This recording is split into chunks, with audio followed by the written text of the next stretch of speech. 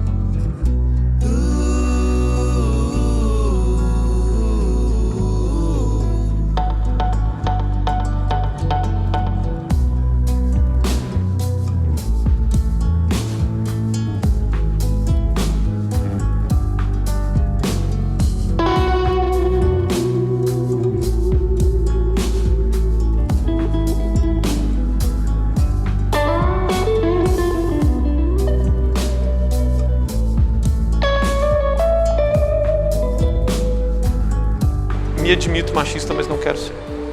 Conscientemente eu não me considero machista, mas eu tenho certeza que diversas atitudes minhas no cotidiano são machistas. Que a gente está tão no automático que a gente não saca que a gente está fazendo as coisas e que o que a gente está fazendo está errado. E já me peguei em várias situações que eu acho que eu podia ter falado alguma coisa ou ter feito alguma intervenção e eu não fiz. É muito legal essa luta das mulheres. Oi, gata, eu apoio mesmo essa coisa dos salários iguais, entendeu? Eu acho que as mulheres têm que lutar mesmo pelo que elas querem. Mas já deu, né, gente? Chega de mimimi aí, a mulher também tá enchendo um pouco a paciência. Você é machista. Se você acha que uma líder mulher é brava demais, ou que uma mulher numa posição de chefia é dura na hora de dar ordens e tal, e ela só faz isso porque ela é mal amada ou que ela precisa de um homem, você é machista.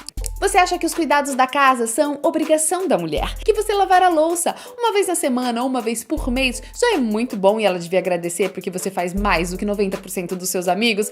Ah, você é machista. A mulher tem que estar sempre linda, com a aparência bem cuidada, magra de preferência, você sabe, né? Porque os homens são visuais e pra conquistar um homem você tem que ser bonita.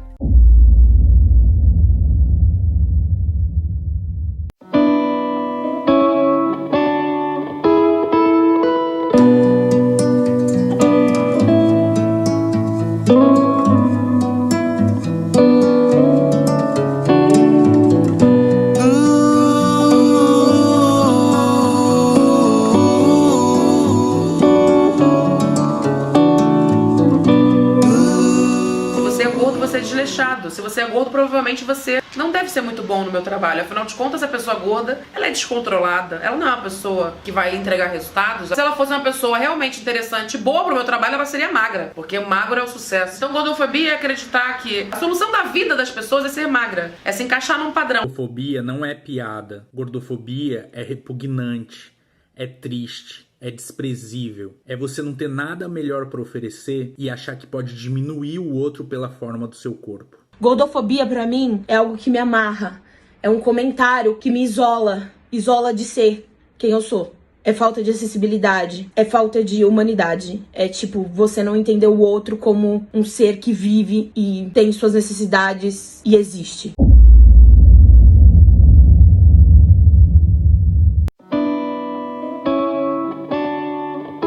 A gente tem falado muito com as empresas que já olham para a diversidade e inclusão, que elas trabalham a diversidade de gênero, de raça, LGBT, PCD, que não adianta ter toda essa diversidade se todo mundo for jovem.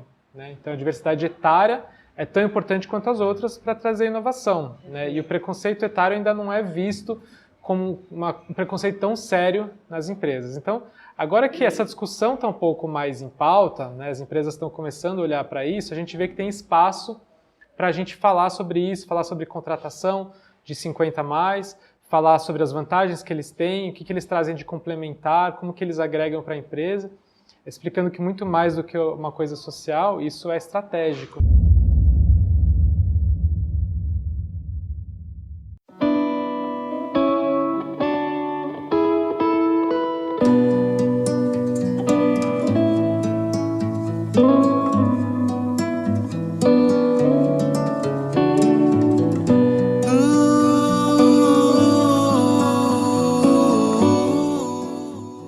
Que daí a gente olha pra tudo isso, a gente fala, cadê? Aonde está toda a nossa aceitação, né? O nosso jeitinho brasileiro de aceitar as pessoas?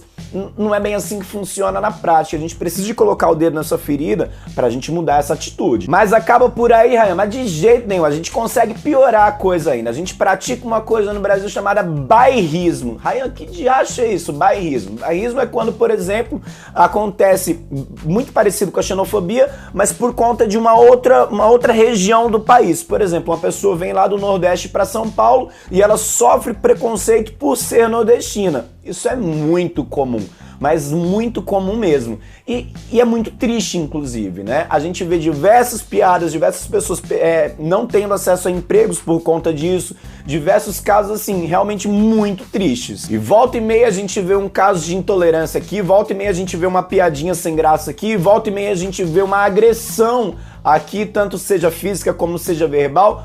E a gente olha pra tudo isso, a gente tem que lembrar uma coisa muito importante. A xenofobia, o bairrismo ou qualquer coisa do tipo no país é crime, é um crime de ódio, né? E existem punições pra tudo isso e é nossa obrigação como cidadão também denunciar caso nós vejamos qualquer caso desse.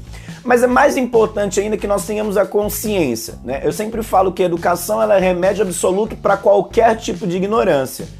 E sem dúvida, esse caso não foge à regra. É importante que nós tenhamos a consciência. Poxa, o fato de a pessoa ter uma outra natalidade, ter vindo de um outro lugar que não o meu, né, ter nascido em um outro país, será que faz dela algo diferente? Vamos lembrar que, sobretudo, nós somos humanos, né, sobre todas as nacionalidades, cor ou qualquer outra coisa do tipo. Nós somos humanos, então nós temos que nos ver como humanos, nos tratar com humanidade, empatia. São palavras-chave. E mais importante de tudo, respeito.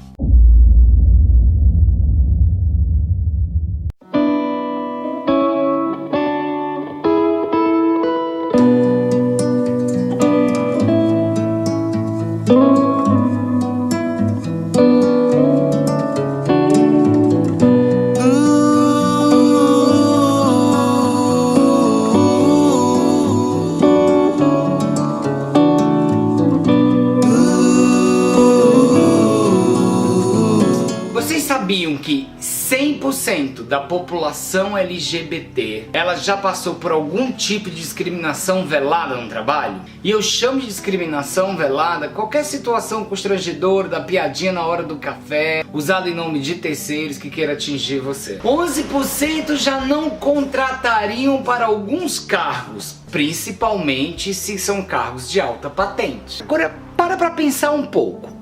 O bem mais necessário para que a gente possa se manter na vida, ou seja, nos vestir, nos alimentar, ter saúde, garantir moradia, a gente tem que ser pela produção laboral, correto? Como é que a sociedade ela não quer tratar dessa discriminação se ela já impede muitos de ter o acesso à atividade laboral? Quer um exemplo? Na população de travestis e transexuais, 90% tem como única opção laboral a atividade da prostituição. Por isso que é muito importante a gente começar a mudar o pensamento dentro da sociedade, abrir mais oportunidades de trabalho para a população LGBT e parar de segregá-las, rotulando só para algumas atividades. Você pode ver que a maior empregabilidade de LGBT está dentro de call centers e até algumas atividades em que não se faz necessária o contato físico. O mais irônico de tudo é que a maioria das empresas vetado qualquer discriminação sexual. Muitas, inclusive, já obedecendo a leis que faz atendimento ao público. Mas a discriminação sexual ela pode estar muito velada na hora da entrevista e da contratação.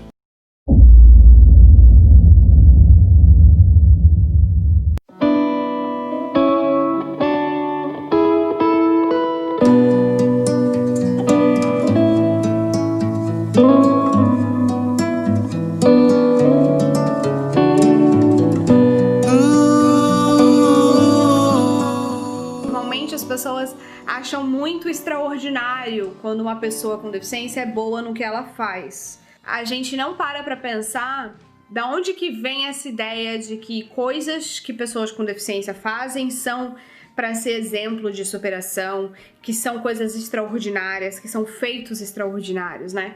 Isso vem da falta de normalização dos nossos corpos.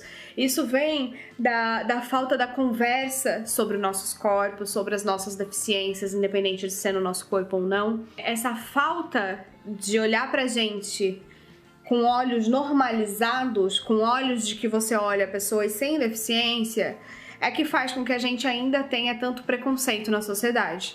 Então a gente tá nesse lugar onde está tudo bem nos oprimir, nos excluir, e essa opressão ela é completamente aceita na sociedade. E essa falta de pessoas com deficiência nesses lugares é uma coisa que as pessoas acham completamente normal, né? É completamente normal que o fora do normal não esteja em certos ambientes.